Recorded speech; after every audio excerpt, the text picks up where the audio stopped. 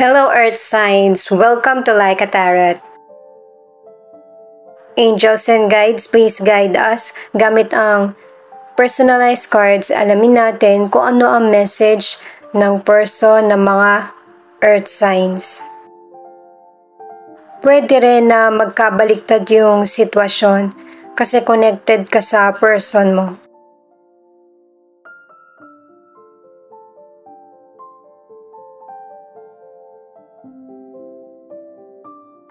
Ipinaglaban kita. Interesting yung mga susunod na message. Ano kaya?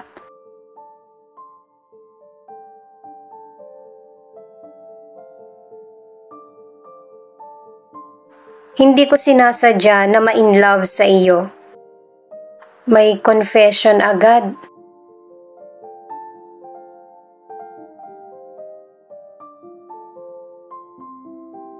Kahit kaibigan lang.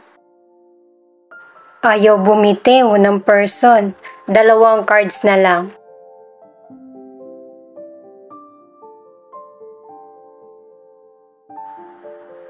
Maging honest tayo sa isa't isa.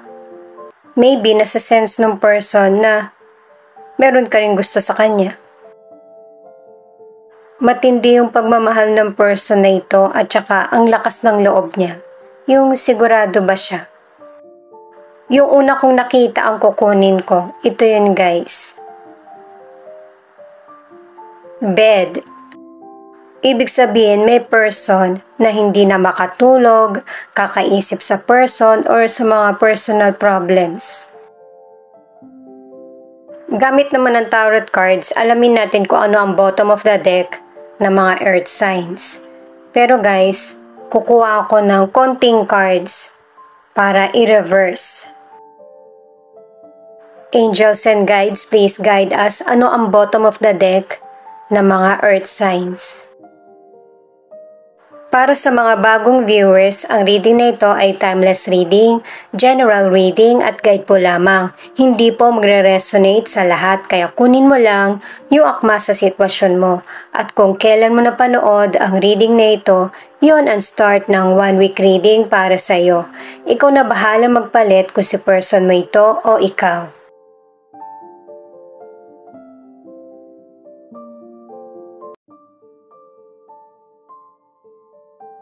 Ayan, ito yung bottom of the deck. Ace of Swords. Ang ilan sa inyo, maybe, nagpapatuloy pa yung pakikipag-usap mo sa person mo patungkol sa problem na kinakaharap nyo.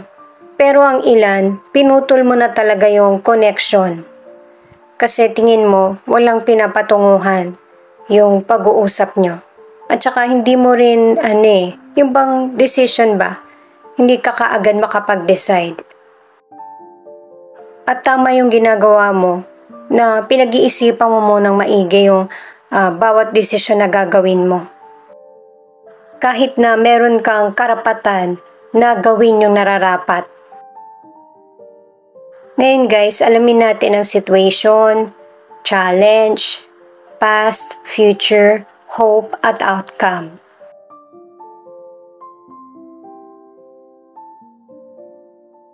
Itong situation na Knight of Wands, ang ibig sabihin, merong person na abusado. May hindi magandang pag-uugali at saka impatient. Hindi rin marunong mag-commit itong person na ito. At itong 6 of Wands ay challenge. Na kahit ganito yung kinakaharap mong sitwasyon, or behavior ng person mo ay matatag mong hinaharap ito. At saka napaka-positibo mong person, ibang-iba sa person mo dahil ikaw mas iniisip mo yung magiging kapalaran mo or kapalaran ng family or relasyon. At saka makakalaya ka sa mahirap na sitwasyon. At itong the devil ay past. Nang ibig sabihin, ang ilan sa inyo noon, hindi mo nakokontrol yung buhay mo. Sunod-sunuran ka lang. Sa totoo lang, ang ilan sa inyo, Mahal ka naman ng person mo kaya lang yung pagmamahal niya nakakasakal. Yung bang nagiging obsession na. At saka sa past, ang ilan sa inyo, ang person mo, focus siya sa material.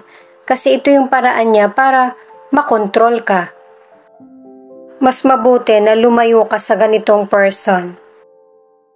Pero itong the world ay maraming pagbabagong mangyayari or movement sa buhay mo. Merong improvement at success. At saka dala din ito yung good news para sa relationship at saka sa mga single na yung relationship mo ay magiging happy at secure.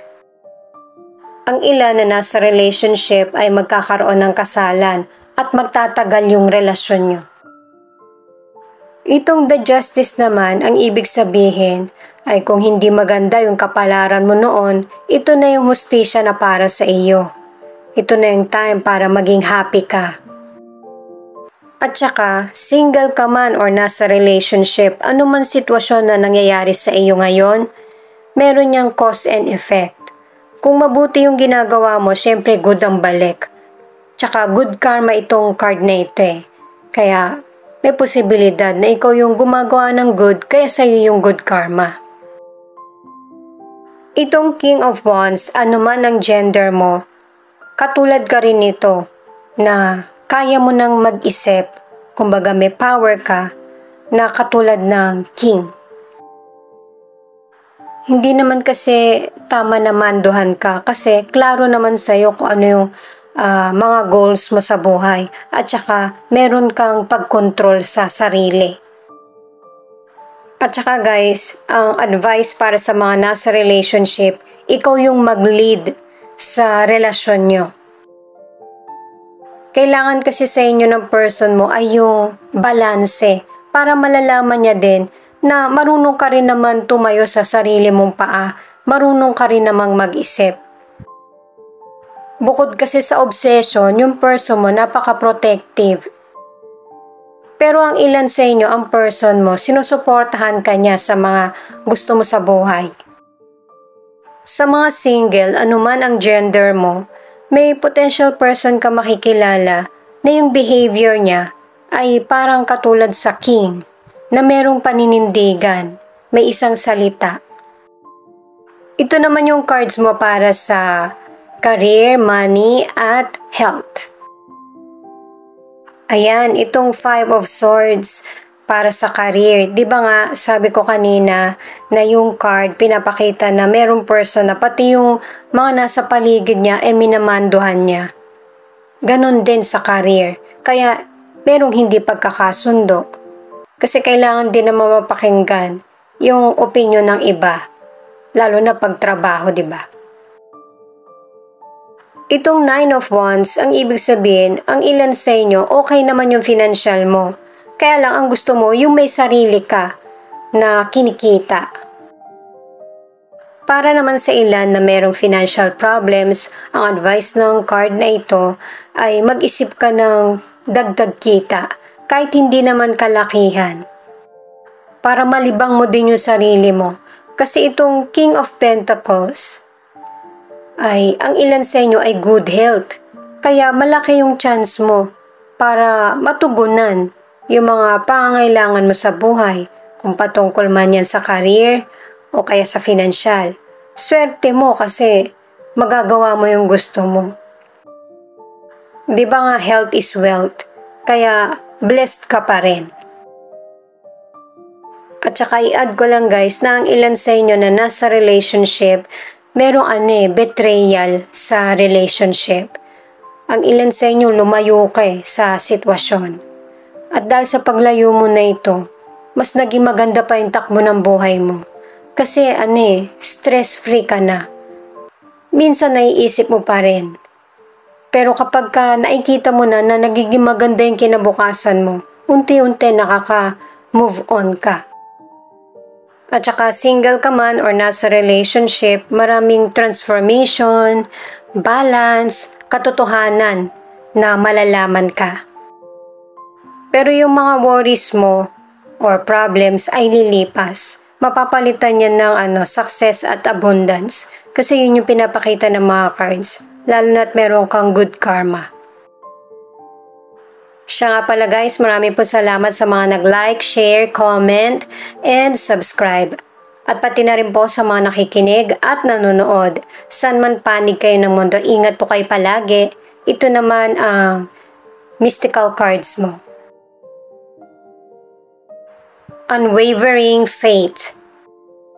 Ang ibig sabihin nito guys ay magtiwala ka sa mga bagay na hindi mo nakikita.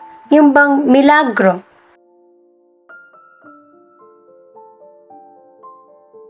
Core values.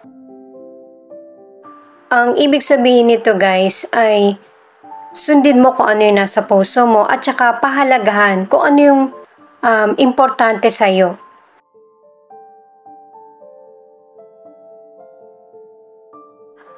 Spiritual teacher. Base sa booklet, i-release mo kay God, sa guide mo or sa angels mo, yung mga takot na nararamdaman. Para maramdaman mo yung katahimikan at kapayapaan sa isip at puso.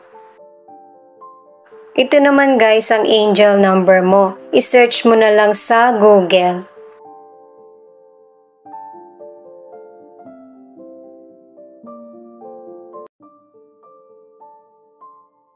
One, 5, 2.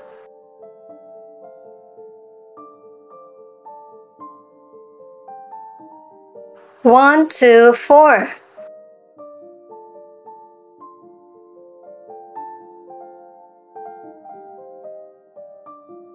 6, 6, 2.